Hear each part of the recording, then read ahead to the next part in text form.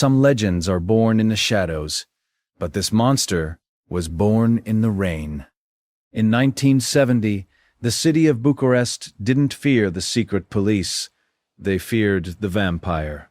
A series of attacks left the nation paralyzed, occurring only during the most violent thunderstorms.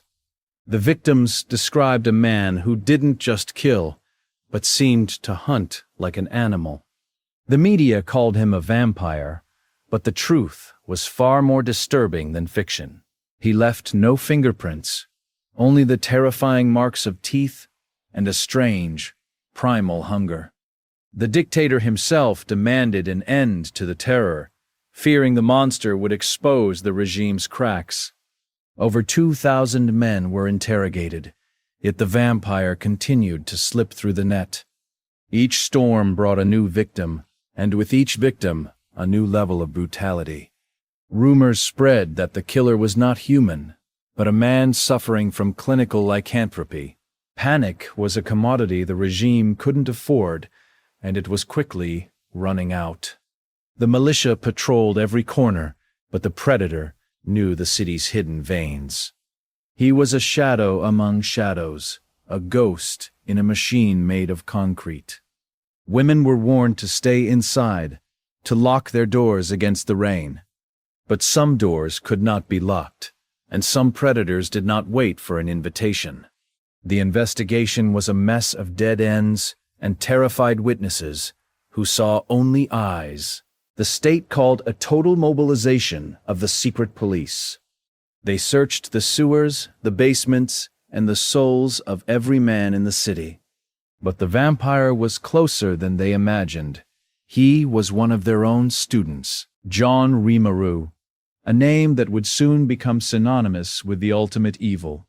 He studied veterinary medicine, learning the delicate art of the kill from a biological view. In his dorm room, the walls held secrets that the regime's cameras couldn't catch.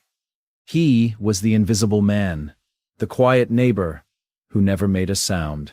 But the beast inside him was roaring, fueled by the electricity of the Bucharest storms.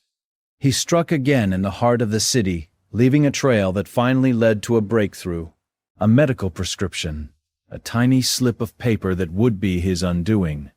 It led the militia to the veterinary pharmacy, and then to the student dorms. The trap was set. Now, they only had to wait for the predator to return to his lair. When he arrived, the air seemed to turn cold, even for the seasoned officers. They didn't find a monster with fangs. They found a man with a cold, empty stare. In his pockets, they found the trophies of his crimes, evidence of a nightmare. The city exhaled. The Vampire of Bucharest was finally in chains. But the interrogation revealed a darkness that went deeper than his own skin. He spoke of his father. He spoke of a hunger that was passed down through the blood. The police realized they were looking at a legacy of murder spanning decades. His father, Floria, had been a killer too, hiding in the chaos of World War II. They had the same methods, the same storms, the same animalistic signature. It was as if Ion was a vessel for a spirit that had never left the city. The trial was swift. In a socialist paradise, there was no room for hereditary monsters. John Rimaru was sentenced to death. He showed no remorse, only a cold indifference. He was taken to Jelava prison, the final stop for those who broke the state's peace. On the morning of his execution, the sky was clear for the first time in weeks. His final words were a curse directed at the man who had truly made him. When the shots rang out, the Vampire of Bucharest finally became a ghost. The regime tried to bury his story, fearing the stain he left on their perfect society. But some stories cannot be buried. They seep into the soil and the stone. The city remembered. The legends of the vampire grew, even as the man decayed. Was he truly a man, or was he a manifestation of the city's darkest era? Even today, when the clouds gather over the brutalist blocks, the fear returns. People look at their neighbors and wonder what hides behind the silence. The case of John Rimaru remains a chilling reminder of the evil that walks among us. It challenges our understanding of biology, psychology, and the nature of the soul. Can murder truly be written in our genes? Can a father's sins be inherited? The vampire didn't just take lives, he took the city's sense of safety. The Bucharest he terrorized is gone, but the shadows he cast remain. He was the first of his kind in the East, a serial killer in a world that claimed they didn't exist. His capture was a triumph of forensics, but his existence was a failure of humanity. He remains the most famous criminal in Romanian history, a name spoken in hushed tones. The Vampire of Bucharest, a man who became a monster, or a monster who tried to be a man. As the rain falls once more on the cobblestones, we are reminded of his reign of terror.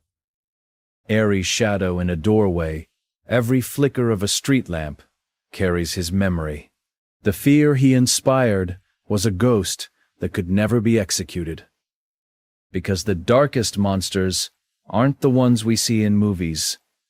They are the ones who sit next to us in class or pass us on the street. They wait for the storm, they wait for the dark, they wait for us. John Rimaru was executed at the dawn of a new era, but his ghost remained. Decades later, they discovered his father had committed the exact same crimes in 1944. The Vampire of Bucharest wasn't a myth.